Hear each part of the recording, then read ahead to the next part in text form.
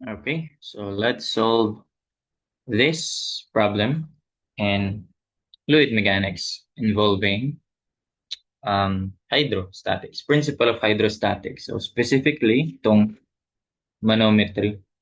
No? So this one is a differential manometer. So we have other two. Meron tayong piezometer, right? And anong isa? Open manometer. Yeah. Open manometer, differential manometer, piezometer. So, ano eh. A differential manometer is a reading of 4 inches. So, ibig sabihin, yun yung deflection, other term din dyan, deflection. Kasi, if walang pressure, if equal lang yung pressure nila, nandito lang yan. Pantay ang ano, magkapantay ang water level. Ano water ba yan? Liquid level, mercury pala. Liquid level nila kung equal lang yung pressure nila.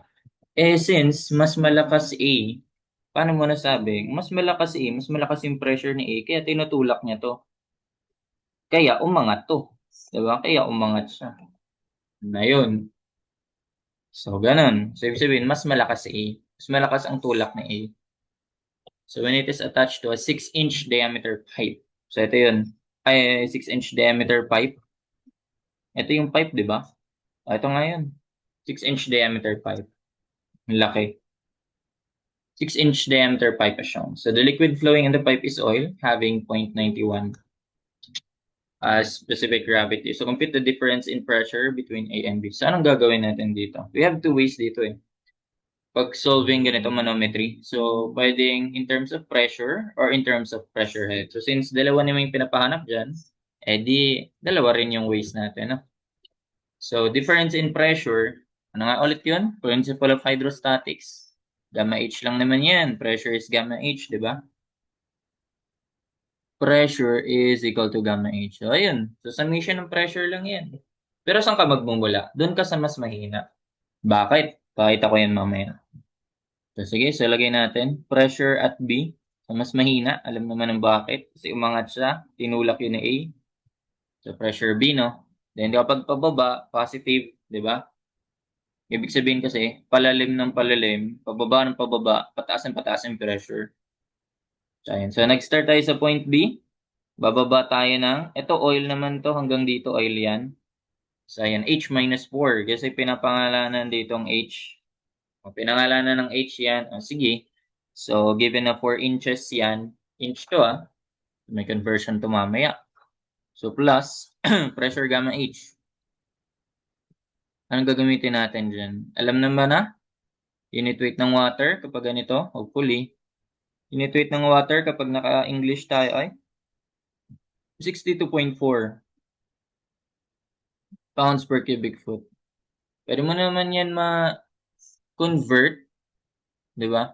Gamit yung ano, kung alam mo yung 9.81 lang, kaya ba yan dito sa ano ko? Dapat alam mo na dapat alam mo na 4.448 newtons ay 1 pound. So, sige, gawin natin So, imula tayo sa 9,810 newtons per cubic meter yan, di ba? And then, 4.448 newton, 1 pound. 1 pound. So, ito, na-discuss ko na to. May Caltech dito. So, attach ko na lang. 4.448 newton. Kung di mo makaabisado yan, may Caltech doon. Na-discuss na yan. Attach ko na lang. Yeah. 4.448 newton, 1 pound. So, naka-pounds na. Then, ang cubic meter ay, dapat alam na rin to, 0.3048 meter ay 1 foot. 0.3048 meter ay 1 foot. So, since naka-cube yan, cube din natin. Diba? 62.4. Most nearly gives naman 62.4 is malapit. So, yun, 62.4 yung ginagamit natin. Pounds per cubic foot. So, unit weight ng water, girekta na natin. 62.4 pounds per cubic foot. So, dapat naka-foot din pala. So, i-convert na natin to foot. No? Yan lang naman yun eh. Convert na natin yan to foot. Ilan yan? Inches. Napakadali na lang naman yan. Inches, 4 inch. Alam natin, na 12 inches ay 1 foot. Tama? So, okay na yan. 1/3. 1/3 ng foot. Ngayon, 62.4 gamma times ano? Gamma times yung different ay yung height niyan pababa. Kasi oil naman yan eh. Oil naman to hanggang dito eh. H minus 4. Pero dapat gawin mo na H minus 1/3 na para nakapit na tayo. H minus 1/3, bumaba ka. Baba ka ulit pero mercury na to, di ba? Mercury na yan. Ayun pala, anong ginamit ko yan? 13.6 ba? Okay, 13.6 naman. Kasi yung iba 13.55 eh. Mga magkatalo lang din. Tapos nandun ko nilang ginamit sa reference. So bumaba ulit. Unit weight nun ay 62.4. Wait lang. Kalimutan pala ako dito. Di ba oil to? So multiply pa natin yan ng specific gravity niya. 0.91. Di ba? 0.91 yun. Kasi nga, ang pressure ay gamma H.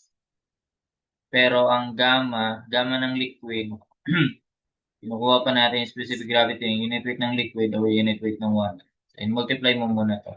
Para makuha yung unit weight ng liquid. So, ayan na. Then plus, ano tayo? Pababa na, no? So, 13.6 specific gravity ng mercury times natin sa unit weight ng water. 62.4. Tapos yung height niyan, 4 inches. Pero gawin na natin 1/3 para naka-foot. Okay? So, pounds per cubic foot, ay pounds per square foot na yan. Tapos patay dito, di naman gumalaw dito na ulit. No? Pantay lang kasi yan sila eh. Ito, andito parehas lang yun ng pressure. Mawid ka na dito. Di mo na kailang daanan to kasi mababawas lang din ng iba binigay na distance na. Nandito na tayo. Paangat na tayo. So, magma-minus na tayo. Minus, oil ulit yan. So, 0.91 times yung 62.4 para sa unit weight ng water, then yung height. Ayun. And that should be equal to pressure at A na. Okay, so bakit ganyan yung ginawa ko? Para pressure at A minus pressure of B na lang yan. Di ba? Okay, then transpose mo na lang si B, may negative. Ito na yan. Ang tanong, anong mangyayari dyan sa ano? Bakit may H pa? Tignan mo to, 0.9162.4H. 0.9162.4H. Tanggal pala yan. Diba? Tanggal yan. Sir, 0.91 times 62.4H minus 0.91 times 62.4 times ano na, 1/3 na. Tapos ito as is copy. Di ba? Tanggal yung H. Wala na yan. Ito na lang yan. Plus. Tapos minus mo dito. Di ba? Equals PA minus PB. Di ba? Tanggal na to. Wala lang kasi yan. Mawawala 6.16.9162.4H minus 0.9162.4H. So basically, parehas lang kasi silang oil. Ito at ito. No? Baga 4 din to. Tanggal to. Parehas silang oil eh. Diba? So ganun lang. Kaya di mo kailangan ma-solve yung value ng H. Okay, so solve na natin. Negative 0.91 times 62.4 times 1/3. Wala nang H, di ba? Then plus, tama ba? Plus 13.6 times 62.4 times 1/3. Then, yun na yun. So, 263. 263.952.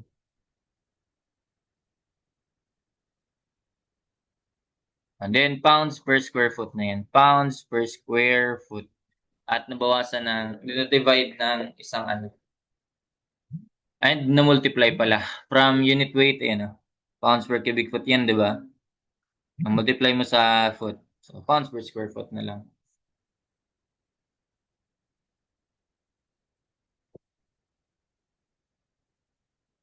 Ayun, 263.952. Ayan na yun. Diba? Pwede ko baliitan to. Lakihan ko na lang to. Wait lang ah. Ayun. Ayusin ko lang ah. For a while.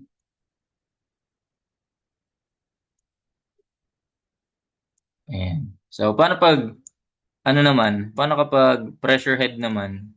Another method lang din yan. Pag manometry.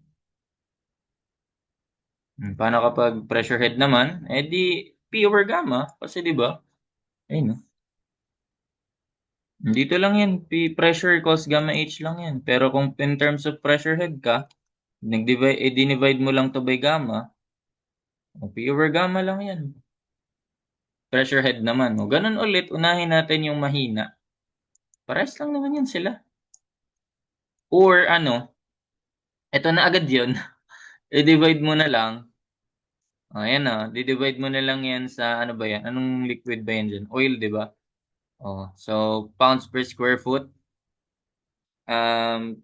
Pressure. Divide mo na lang sa gamma. Answer divided by gamma na 0.91 times 62.4. Sayang. 4.65. Yan na yun. Dali lang, di ba? Pero what if hindi ka dumaan sa pressure? O, sige, gawin din natin.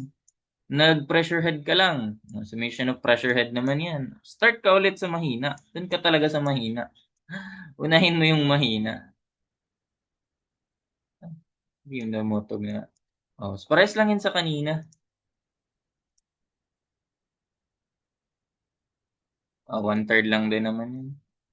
Nangyari dito.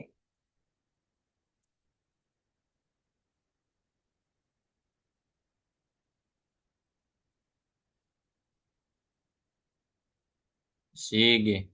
So pressure head naman. Oh. Una ka ulit sa PA.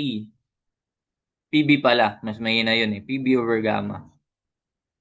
Tapos, mga head lang. Pag add mo, PB over gamma, bababa ka ng H minus 4. Or ayan, H minus 1/3. So, ayan. Bababa ka. So, a-add mo yun. Plus H minus 1/3, no? O, ayan. Pero, ito pala. May hindi pala nabanggit dyan, no? So, since ang ano mo dyan is naka-oil, so dapat naka-oil din to. Doon pwedeng gawin naman dito is gawin mo siyang water. Sige, ganun na lang. Gawin na lang natin na naka in terms of water para ano. Tignan mo kasi. Ay gawin natin ha. Pressure equals pressure lang kasi yan. Parang P1 equals P2. Parang ganyan. So, di ba gamma H yan? Gamma 1 parang H1 equals gamma 2 H2. Gamma 2 H2. Yung gamma, makuha natin. Specific gravity nung isa, times unit weight ng water, times height, equals specific gravity ng pangalawa, unit weight ng water, times height or head nun. So, ano na-cancel? Unit weight ng water. So, okay, wala lang yan. No? So, ito na yung relationship nila. Pag-convert specific gravity, H1, tapos specific gravity ng pangalawa, H2. So, ganun. So, kung gusto mong i-express yung, kasi dapat, ano yan sila, uniform yan sila ng heads or ng liquid, bale. Baka kung oil mo, i-treat mo rin to as oil, convert mo to as head ng oil. Ganun yun. Or kapag i-treat mo yan as water, di water din yan lahat. Ganun lang. Sige, pakita natin. Parehas, para makita niyo, mas madali. So, gawin ko muna is naka-oil. So, itong PB over gamma, okay na yun. Okay, mamaya naman natin gagamitin pa yan eh. So, sunod, H minus 1/3. So, as is, oil naman yan eh. Dito tayo sa mercury magko-convert. Kasi in mercury, 1/3 ng ano lang siya, 1/3 of foot lang siya, no? 1/3 of a foot. Pero kung i-convert mo siya sa oil, parang ganito yung mangyayari. So, specific gravity ng oil, tas head ng oil, is equal to specific gravity ng mercury, head ng mercury. So, ganun. So again, ko-convert mo yung oil ng in terms of mercury. Ang formula, specific gravity ng mercury times head ng mercury, divide mo sa specific gravity ng oil. So ganun lang, di ba? So add ulit, specific gravity ng mercury, 13.6 times head nung sa mercury, 1/3 yun, di ba? Divide mo sa specific gravity ng oil na 0.91. Ganun. 0.91. Okay, so wala ulit yan dito. Dito aangat na. Papunta na sa oil ulit. Oil na ulit to, so as is na lang yan. No? So as is na lang yan. Minus na pala. Minus. Specific gravity ng oil, since naka-oil naman to, parang i-divide mo lang din siya sa oil, di ba? So wala na. Kahit wag na yun. Parang sa ginawa natin kanina, hindi na to naka-divide or naka-multiply sa specific gravity niya. Pakita ko na lang din yung sa water mamaya para makita niyo yung difference. So, ayun. Minus H. O, H na lang yan. O, di ba? Magka-cancel yung H. O, equal to sa PA over gamma. Nangyayari. Pwede mo ilipat to. O, yan na yun eh. O, transpose mo yan doon. PA minus PB over gamma. Di ba? Tanggal na to. Ito maging H minus 1/3 na lang. Tanggalin ko na tong parenthesis. O, cancel yung H minus H. H minus H. O, edi ito na yun. Negative 1/3. Negative 1/3. Tapos, plus 13.6 times 1/3 over 0.91. Tapos, yan na pala yun. Same din 4.648. Para sa sagot kanina. Ayun na yun. 4.648. In ano na to? Inches to, di ba? Ay, feet pala. Akin na po. Feet yan, feet. Kinonvert na nga natin. Yan, 4.648. 4.65. So, ganun. Difference in pressure head. Okay. And then, paano naman kapag ginamitan natin ng kapag in terms of water naman? Ito, in terms of oil, no? What if in terms of water?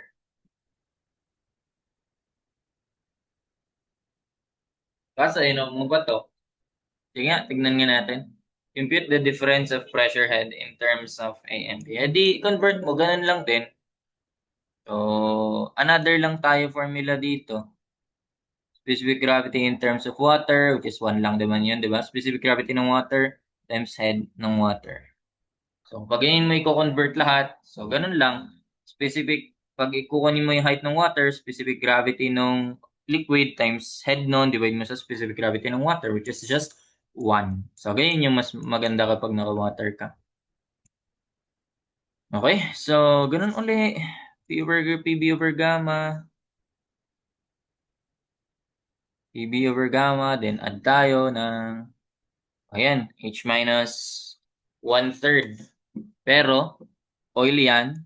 So, dito na tayo mag-multiply. Specific gravity ng oil, 0.91 times H minus 1/3 ba yun? Ba?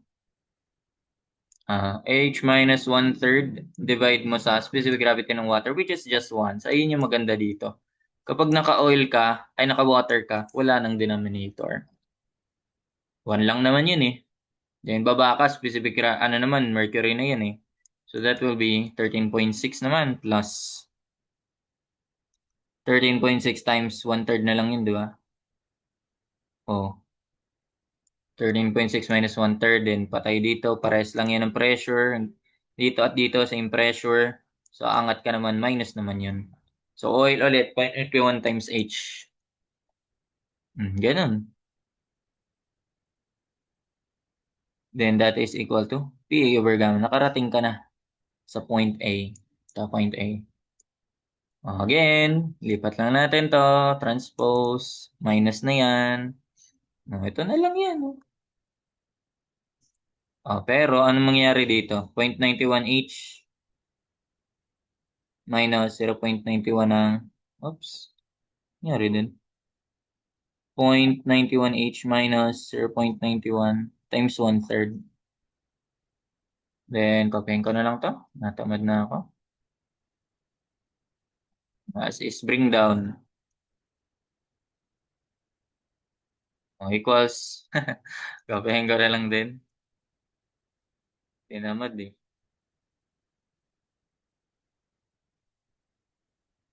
Ayan. Paano natanggal? 0.91H minus 0.91H. Ano to? Negative 0.91 times 1/3. Oops. Negative 0.91 times 1/3. Tama? Then plus 13.6. Wala ka? Ano nangyari? 13.6 times 1/3. And then, yun na yun. Tanong yung sagot. Naging, ano ba? May ano ba ako? 0.91 times 1/3 plus 13.6 times 1/3. Tama naman, di ba? Natanggal siya. P minus PB. So, ito yung height in terms of water. Ayan, gano'n naman siya. So, pwede mo siya makuha yung pressure niyan, difference in pressure. Tingnan mo yung kanina. Ito naman yung height in terms of water. Hindi ko ba nalagay yung... Ito naman siya. So, pwede mo yung makuha yung pressure head niyan. Parehas lang yan sila. Kumbaga, dito ay, ano, di ba? Ano yun? 4.23? Magkaiba sila, di ba? Magkaiba naman kasi yung oil sa water, eh.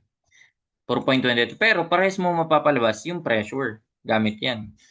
Since water to, kailan ko na lang siya i-multiply sa 9.81, no? 9.81. Pero, tama ba? Tingnan. Tama ba yung ano ko? 0.91. 91 ba yung gamit? Okay. Double check nga. 0.91 pababa times H minus 1/3. Okay. Then plus 13.6 times 1/3. Then baba. Tapos minus 0.91 times H. Okay, tama naman. No? Okay. 0.91 times 1/3 plus 13.6 times 1/3. 4.23 times natin sa unit weight ng, di ba naka in terms of water yan? 41 point ano? Naka-feet?